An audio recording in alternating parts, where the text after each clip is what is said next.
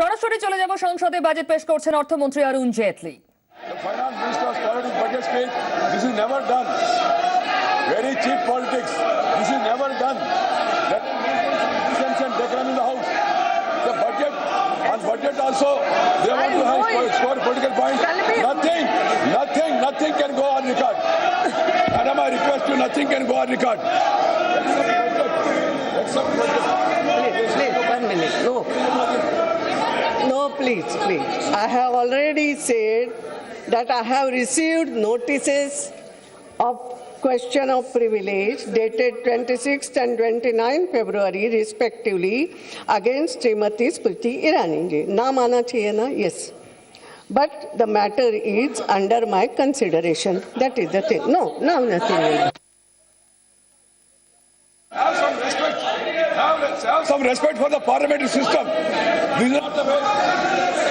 Madam Speaker,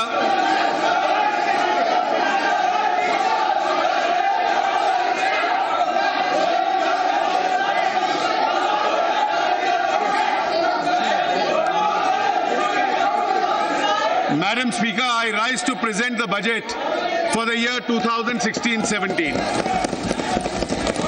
Presenting this budget when the global economy is in a serious crisis. Global growth has slowed down from 3.4% in 2014 to 3.1% in 2015.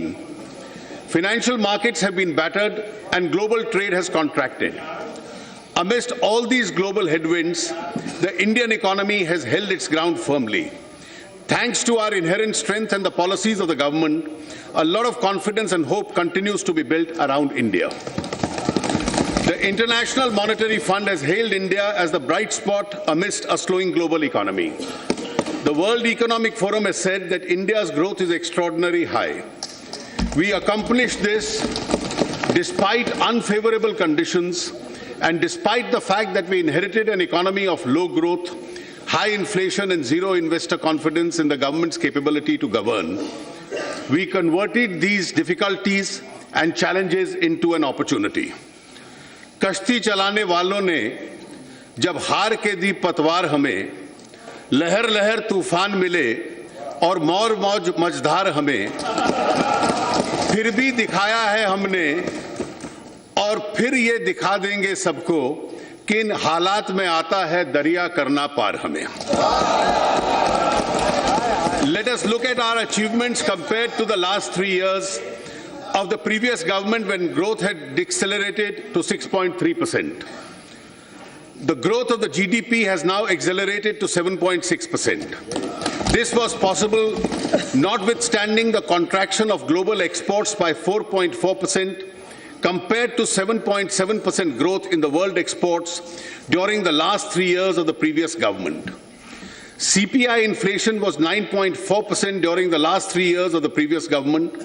Under our government, the CPI inflation has come down to 5.4%, providing big relief to the public. This was accomplished despite 2 consecutive years of monsoon shortfall of 13% compared to the normal rainfall in the last 3 years of the previous government. Our external situation is robust. The current account deficit has declined from $18.4 billion in the first half of last year to $14.4 billion this year. It is projected to be 1.4% of the GDP at the end of this year. Our foreign exchange reserves are at the highest ever level of about $350 billion. Our initiatives in the last 21 months have not only placed the economy on a faster growth trajectory, but have bridged the trust deficit created by the previous government. We had to work in an unsupportive global environment, adverse weather conditions, and an obstructive political atmosphere. Madam, हमने आसमानी और सुल्तानी दोनों परिबलों से ने परेशान किया है. We believe in the principle that money with the government belongs to the people, and we have a sacred responsibility to spend it prudently and wisely for the welfare of our people, especially the poor and the downtrodden.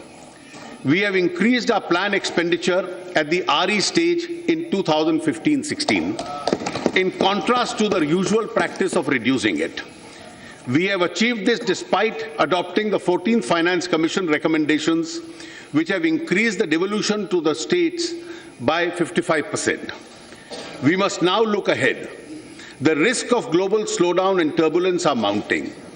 This complicates the task of economic management for India. It has three serious implications for us. First, we must strengthen the firewalls against these risks by ensuring macroeconomic stability and prudent fiscal management.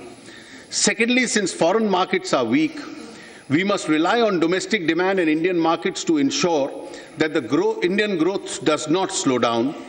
And third, we must continue with the pace of economic reforms and policy initiatives to change the lives of our people for the better. We see these challenges as opportunities. The financial year 2015-16 and 16-17 have been and will be extremely challenging for the government expenditure. The 14th Finance Commission has reduced the centre's share of taxes to 58% from 68%.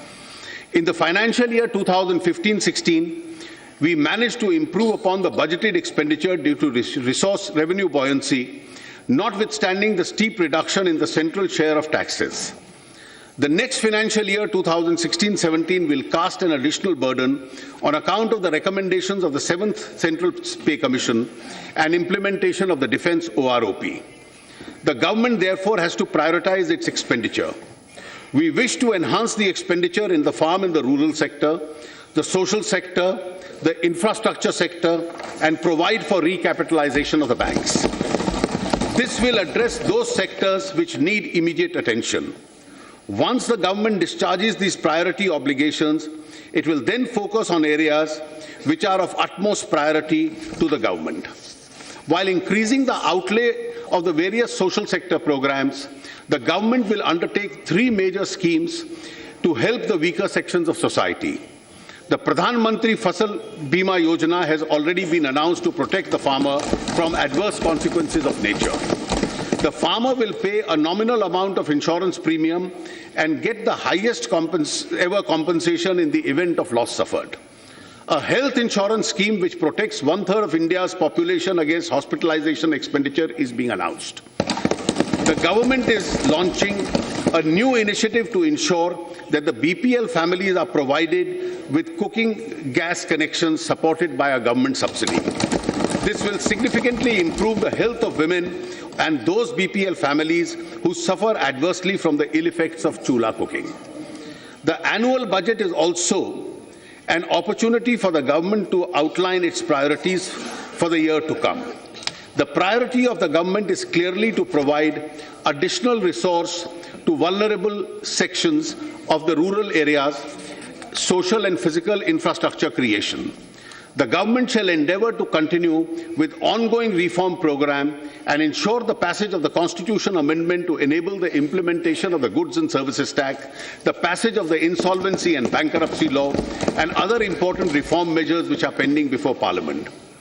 Additionally, as I will elaborate later, we will undertake a significant reform such as the enactment of a law to ensure that all government benefits are conferred on persons who deserve it by giving a statutory backing to the Aadhaar platform, bringing significant changes in the legislative framework relating to the transport sector so as to free it from constraints and restrictions, incentivizing gas discovery and exploration by providing calibrated market freedom, enactment of a comprehensive law to deal with resolution of financial firms, providing a legal framework of dispute resolution in PPP projects and public utility contracts, undertaking important banking sector reforms and public listing of general insurance companies, and undertaking significant changes in the FDI policy.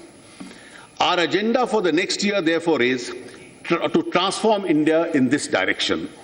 My budget proposals are therefore built on this transformative agenda with 9 different pillars. They include 1. Agriculture and farmers' welfare with a focus on doubling farmers' income in 5 years. 2. Rural sector with emphasis on rural employment and infrastructure. 3. Social sector including healthcare to cover all the under welfare and health services. 4. educational skills and job creation to make India a knowledge-based and productive society. 5, infrastructure and investment to enhance efficiency and quality of life.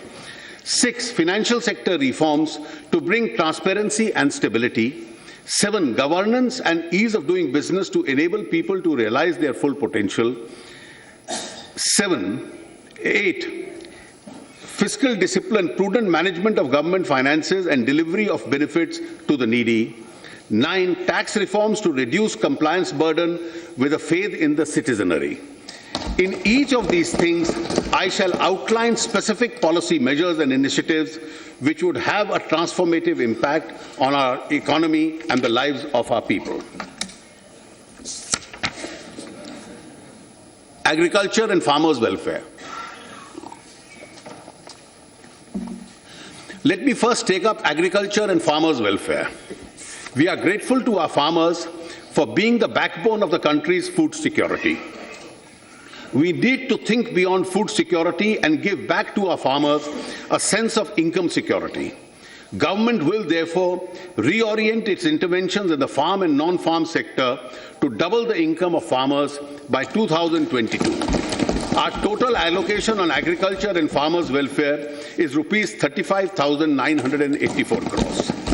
We need to address issues of optimal utilization of our water resources, create new infrastructure for irrigation, conserve soil fertility with balanced use of fertilizer, and provide value addition and connectivity from farm to markets.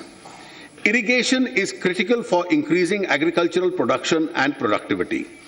Of the 141 million hectares of net cultivated area in the country, only 46% is covered with irrigation.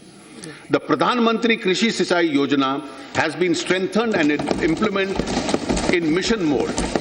28.5 lakh hectares will be brought under irrigation under this scheme. Implementation of 89 irrigation projects under AIBP, which has been languishing, will be fast-tracked. This will help us to irrigate 80.6 lakh hectares.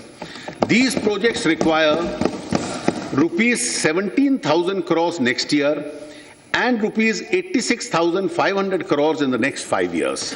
We will ensure that 23 of these projects are completed before 31st March 2017. A dedicated long-term irrigation fund will be created in NABARD with an initial corpus of about rupees 20,000 crores to achieve all these. A total provision of rupees 12,517 crore has been made through budgetary support and market borrowings in 2016-17. Simultaneously, a major program for sustainable management of the groundwater resources has been prepared with an estimated cost of rupees 60,000 crores and proposed multilateral funding. At least 5 lakh farm ponds and dug wells in the rain-fed areas and 10 lakh compost pits for production of organic manure will be taken up by making productive use of allocations under MG Narega. The Soil Health Card scheme is now being implemented with greater vigor. Through this, the farmer gets information about the nutrient level of the soil and can make a judicious use of fertilizer. The target is to cover all 14 crore farm holdings by March 2017. Rupees 368 crore has been provided for the National Project of Soil Health and Fertility.